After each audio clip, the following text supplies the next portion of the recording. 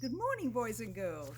Here we are in etiquette class today, and today, perhaps as you can see, we're going to talk about good sportsmanship because etiquette applies in all spheres of life and certainly applies when we're playing sports. So even in these very unusual times when we are not out there batting a baseball or throwing a football or playing on the basketball court, sportsmanship will still apply when we play different games, checkers and Monopoly and putting jigsaw puzzles together.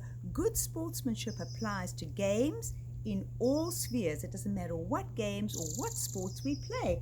And good morning, how are you today? Good morning, Ms. Sports Authority. Now, who is this fellow with you? This is Sports Dog. My goodness, she looks like a relative, maybe even a close relative of Sea Dog. She is a relative of Sea Dog.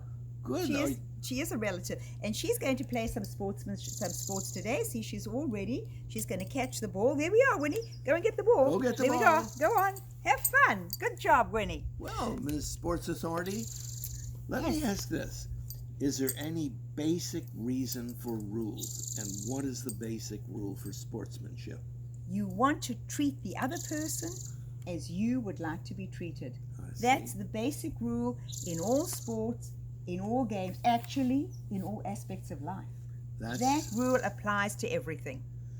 Now, are there certain rules that apply to sports in particular? Absolutely. So it's not whether you win or whether you lose the game. We all want to win the game. That's not the most important thing. The most important thing is how you play the game. Well, I've heard something a little different. It says, show me a good loser and I'll show you a loser. Oh, no. Nothing could be further from the truth. I mean, how would you feel if someone did everything they could to beat you, whether they were dishonest, whether they were cheating, whether they deliberately were pushing or shoving, if they did everything they could to beat you, would you have enjoyed that game? I wouldn't want to play with them ever again. No, absolutely you wouldn't want to play with them.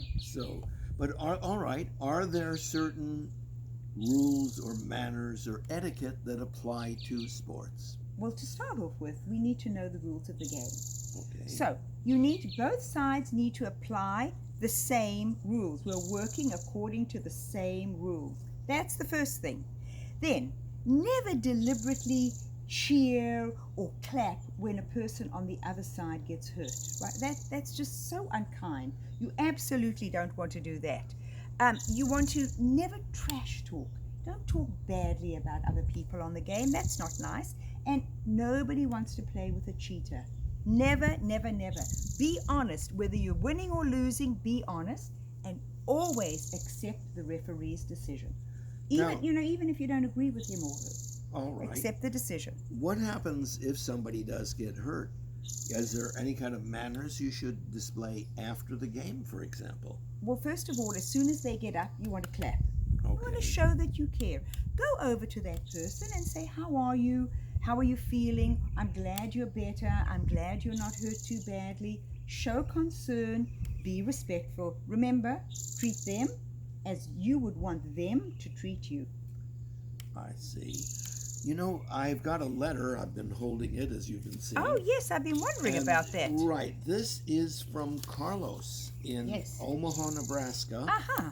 And Carlos writes as follows. Dear Ms. Sports Authority, our high school football team has been invited to an interstate tournament in River City, Iowa. 4 questions. Mm-hmm. How do we treat members of the other team if we win? Hope we do. Number 2, how do we deal with it if we lose? Number 3, what if someone on the other team is being a bad sport? As you said, pushing, cheating, whatever. And the 4th one, kind of more difficult, is how do we deal with it if somebody on our team is being a poor sport? These are good questions, Carlos. These come up all the time. So when you win, thank your opponent for a good game or compliment them on something that you've noticed they did during the game. When you lose, do the same thing. Go over to your opponents, thank them for a good game, think of something nice to say. And when we can get back together again and playing these games, there'll be high fives, there'll be handshaking, right? We're going to get back to that. Now, bad sportsmanship on either side, that's a trickier issue to deal with. If someone on the opposing team is being a bad sport, if possible, try to ignore it.